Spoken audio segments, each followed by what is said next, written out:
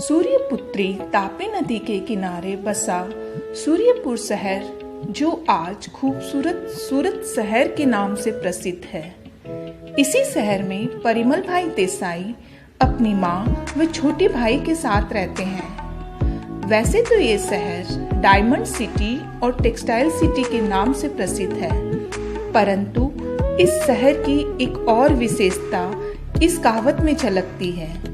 यहाँ के स्थानीय लोगों का ये कहना है कि काशी नु मरण अने सूरत नु जमण एक सरखू। खाने पीने के शौकीन इस शहर की जनता से परिमल भाई और जिग्नेश देसाई भी अलग न थे। काम के प्रति दोनों भाई बड़े निष्ठावान थे, इसलिए सुबह 7 बजे ही कारखाने के लिए निकल जाते, लेकिन उतनी ही निष्ठा उनकी भोजन के प्रति भी थी। इसीलिए उनका खाना रोज एक गर्मा गर्म फरसाण के साथ टिफिन में भरकर परिमल भाई की पत्नी नैनाबेन खुद कारखाने में देकर आती थी। हर बार घर काम की सूची बनाते समय छोटी बहू धर्मिष्ठा अपनी बेटी के छोटे होने का मुद्दा रखकर व्यस्तता बताती। जाहिर सी बात थी कि रमाबा के पास हर काम के लिए नैना ही एक विकल्प रह जाती। दरअसल परिमल और नैना को विवाह के 7 साल बाद भी कोई संतान नहीं हुई। 2 बार IVF ट्रीटमेंट फेल होने के बाद अब उन्होंने मेडिकल साइंस से भी उम्मीद छोड़ दी थी। घर के आगे का खुला भाग यहाँ के घरों की पहचान है, जिसे यहाँ की भाषा में ओटला कहते हैं। मोहल्ले के लोगों का मीटिंग पॉइंट होता है ये ओटला। परिमल हर शाम की तरह ओटला पर अपनी आराम कुर्सी पर बैठे थे, लेकिन आराम और चैन दूर दूर तक न था। नैना और धर्मिष्ठा की बातें उन्हें बेचैन किए जा रही थीं। आज तो धर्मिष्ठा ने हद ही कर दी जब उसने नैना से कहा कि आपको क्या पता कि छोटी बच्ची के कितने काम होते हैं। उसे खिलाना, पिलाना, नहलाना, सुलाना, हर एक काम निपटते ही दूसरा काम तैयार होता है। आप मेरी जगह होती तब मेरी परेशानी समझती।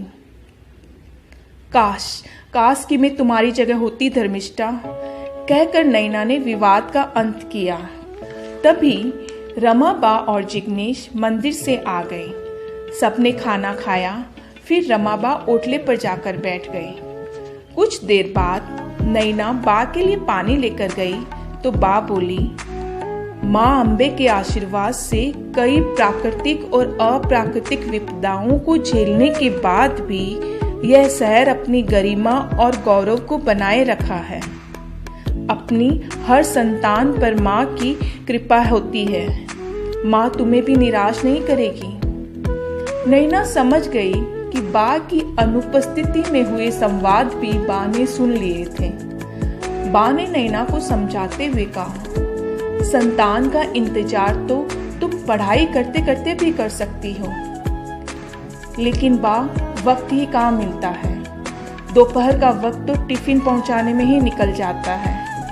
आने जाने में पूरा 1.5 घंटा निकल जाता है। कभी कभी तो बस छूट जाती है तो इंतजार करते करते 2 घंटे भी हो जाते हैं। नैना ने अपनी बात कही। वही तो 1.5 से 2 घंटे बस में यूं ही बैठने से अच्छा है तुम किताबें पढ़ो, बा ने सुझाव दिया। बाप पता नहीं, मैंने तो कभी इस बारे में सोचा ही नहीं। एकाएक तो कुछ समझ ही नहीं आ रहा, नैना ने जवाब दिया। तुम वक्त लो, सोचो, फिर निर्णय लो, लेकिन अगले महीने ओपन यूनिवर्सिटी के फॉर्म इश्यू होंगे, उससे पहले निर्णय ले लेना, कहकर बा ने बात पूरी की। आज नैना बड़े उत्साह के साथ टिफिन लेके निकली, परंतु धर्मिष्ठा ये सोचकर परेशान थी कि भाभी टिफिन बैग के साथ एक और कौन सा बैग लेकर गई। उस बैग में क्या था? और बा भी उन्हें काफी पैसे दे रहे थे, वो किस लिए? क्या वो घर का काम ज्यादा करती है इसलिए?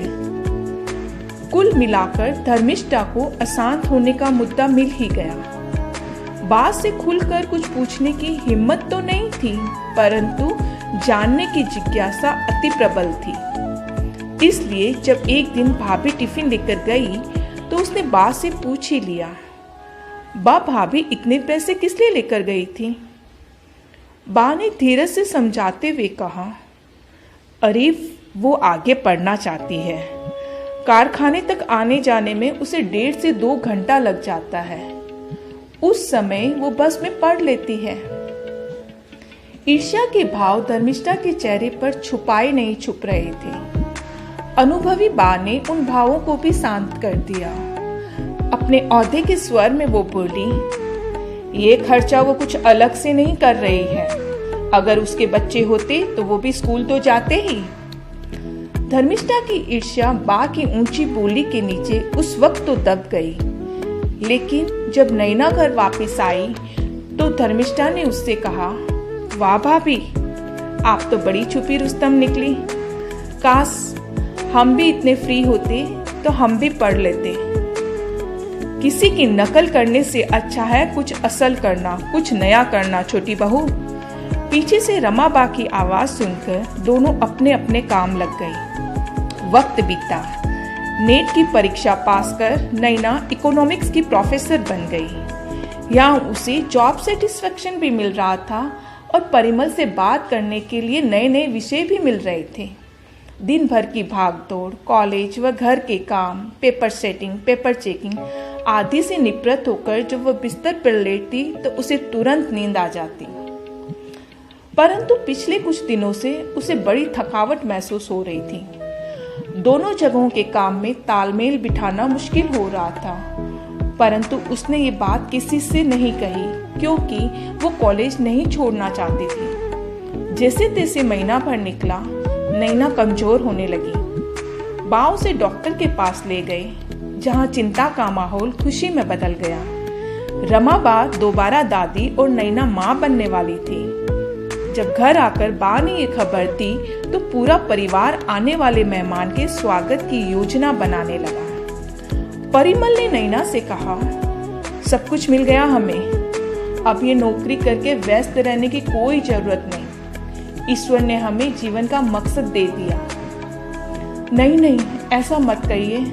मैं अपनी जॉब चालू रखूंगी। जॉब में बिजी होने के बाद ही मुझे मेंटल पीस मिली है। वैसे भी 6 मंथ की मैटरनिटी लीव तो मिलती ही है। बा ने घर में एक हेल्पर और रख दिया। वक्त बीता। वो दिन भी आ गया जब नैना ने जुड़वा बच्चों को जन्म दिया। जिग्नेश ने दोनों बच्चों को हाथ में लेकर कहा, बा एक का नाम गुजरात और दूसरे का नाम महाराष्ट्र रखेंगे। कमरे में खड़े सभी ने आश्चर्य से पूछा, ये कैसे नाम है भला? जिग्नेश ने कहा, आज 1 मई है। गुजरात और महाराष्ट्र का स्थापना दिवस है। दोनों राज्यों और दोनों राजकुमार का जन्मदिन एक ही दिन है ना, इसलिए। जिग्नेश की बात पर सब हंस पड़े। धन्यवाद।